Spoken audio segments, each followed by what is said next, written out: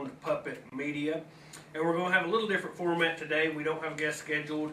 We've got a lot of news to cover, but we're going to try to take phone calls during both hours because last week, due to some difficulties, we were not able to take phone calls from the listeners. So soon after probably the second break, we will take phone calls this hour. But to begin with, this was sent to me by a listener, and I just wanted to share it with everyone as we begin today. And this was sent to us from a listener from Al. And it's Thomas Jefferson, a man with insight. And I want everyone to listen to what Mr. Thomas Jefferson said and then compare it to the situation we are in today. And I'm quoting, "It is incumbent upon every generation to pay its own debts as it goes, a principle which, if acted on, would save 1/2 of the wars of the world. I predict future happiness for Americans if they can prevent the government from wasting the labor of the people under the pretense of taking care of them. When we get piled upon one another in large cities, and as in Europe, we shall become as corrupt as Europe. My reading of history convinces me that bad government results from too much government." Well, that speaks volumes today, doesn't it? "The strongest reason for the people to retain the right to keep and bear arms is, as a last resort, to protect themselves against tyranny in government." And we're going to come back to that one shortly.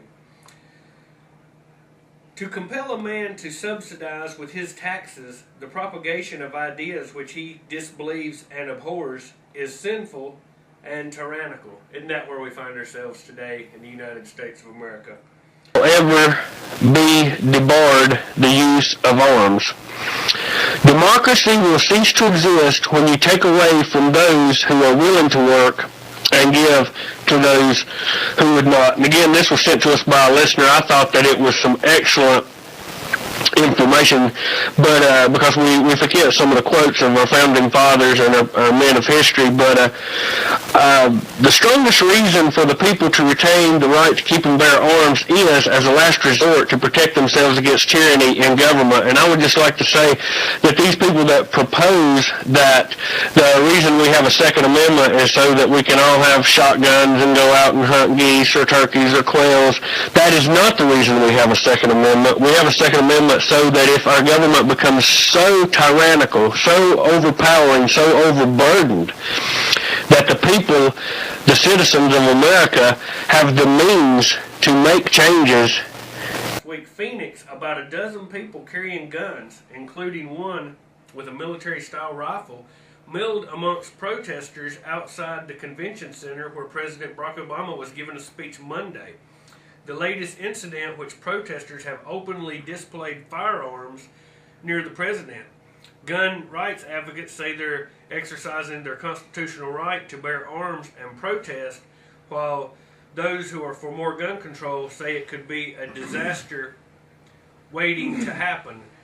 Phoenix police said the gun toters at Monday's event, including a man carrying an AR-15 semi-automatic rifle over his shoulder, didn't need permits, no crimes were committed, and no one was arrested. The man with the rifle declined to be identified, but told the Arizona Republic that he was carrying the assault rifle because he could. "In Arizona, I still have some freedoms," he said. Phoenix Police Detective Jay Oliver, who monitored the man at the downtown protest, said police also wanted to assure no one decided to harm him. "Just by the presence and the people seeing the rifle and the people knowing the president was in town, it sparked a lot of emotions," Oliver said. "We're keeping the peace on both ends." Last week, during Obama's healthcare town meeting hall in New Hampshire, a man carrying a sign reading, "It's time to water the tree of liberty," stood outside with a pistol strapped to his leg. "It's a political statement," he told the boss, "that although I am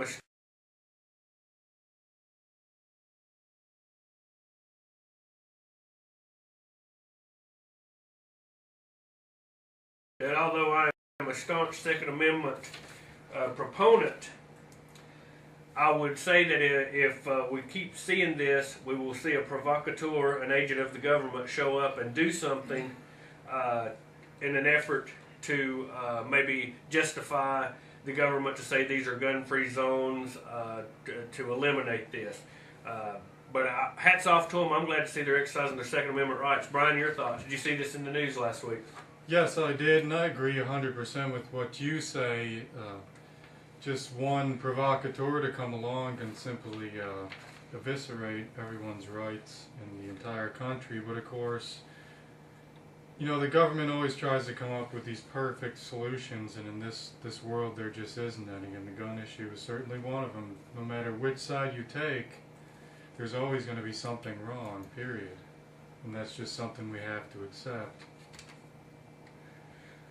Yeah, I certainly agree with you. I'm glad that the people are exercising their Second Amendment rights, and but I'm afraid, like you just said, that we will see provocateurs, something come out to demonize the people that are toting guns to these events, and then that will be history, just like gun-free zones, constitutional free zones, free speech zones. It's nothing new to us. Absolutely. I mean, one free rights zone after another that the government incurs. I mean, gradually there'll be a spot maybe out west, about 20 square feet, where we actually have rights. Maybe we can take the family there once a year to visit.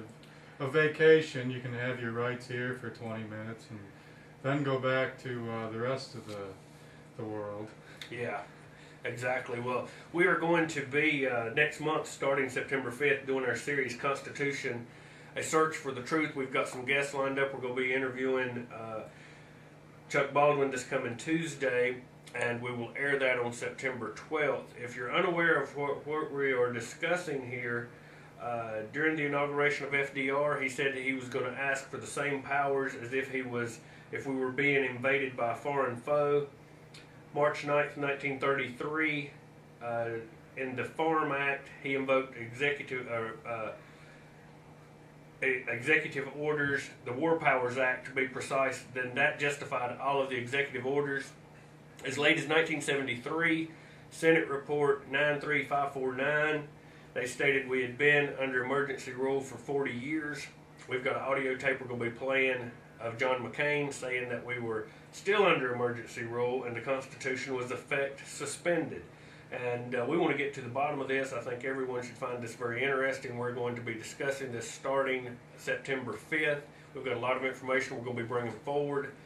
And so during that time, we may have some broadcasts where we're not able to take calls from the listeners quite as often as we'd like. So today we hope to do a little more of that, continue with the news. Next hour, we will start the hour out with swine flu report. A lot has been going on this past week with swine flu report. I think the World Health Organization said as many as 2 billion people, 1/3 of the world's population, they are prognosticating will come down with the swine flu. With their magic crystal ball that they seem to be looking at throughout this entire situation. Yes, and we're seeing more and more talk of vaccinations. We played the clip last week, Paris, Maine, where the National Guard was practicing and preparing for mass vaccinations, forced vaccinations, and also they were preparing for people rioting to get the vaccinations. So I think Fox News this past week reported they were going to have as much as 100 million shots available. There would be a shortage, something we've been saying would come about as soon as they come out with it, which we're knocking on the door of. But we're going to be continuing with the news this hour. We've got a lot that we want to cover. Also, in our series on the Constitution, we're going to have Dr. Gene Schroeder, and if you can find a copy of the book Constitution, Fact or Fiction, I urge everyone to read it. We will be back after a word from our sponsors.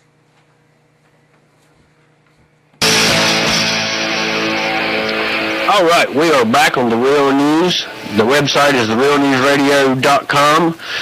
You can email us on air at therealnewsradio.com if you'd like to send us some information. Contact us if you'd like a copy of the DVD on the War Powers Act. We'd be happy to send that to you free of charge. So we're going to go ahead and continue with the news this segment.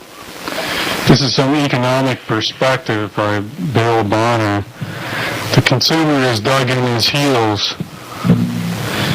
How do you like this recovery? Pretty good, huh? Except for the jobs, of course. except for retail sales.